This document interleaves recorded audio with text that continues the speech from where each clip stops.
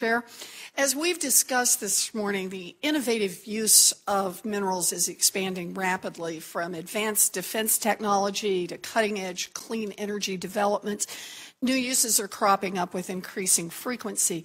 We depend on these valuable materials every day for components in phones, computers, roads, and that means we count on having a steady supply of them.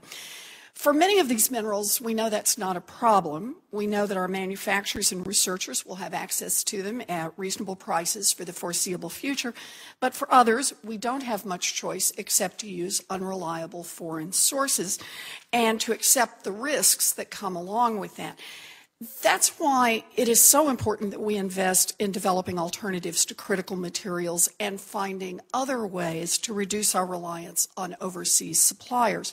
Northeastern University in Boston, for example, has conducted important research on rare earth minerals, focusing on potential substitutes for these minerals in ultra-strong magnets that are now used in everything from hybrid cars to headphones to jet engines.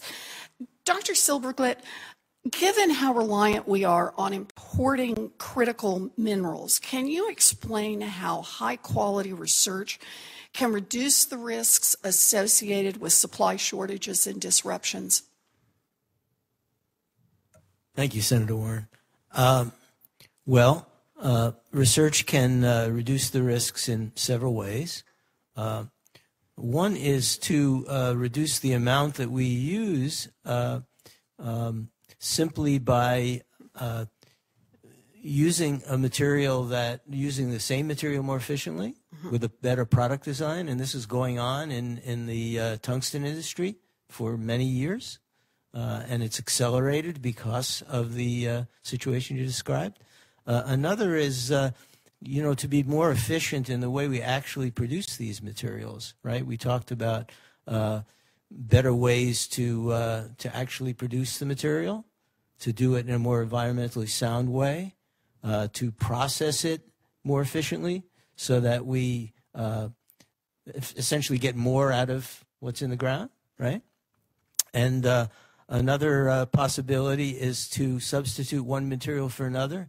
I believe the research you quoted talks about using cerium, which is a much more abundant and less supply risky material than neodymium and dysprosium, which are the ones that are quite a bit of a problem, according to the Department of Energy, for example. So there are all these different ways, and I think we need to, like with energy, it's not one versus another. You need them all. So I think we need to pursue all of those. Good. Well, that's very valuable to talk about the different ways in which research can be helpful in this area.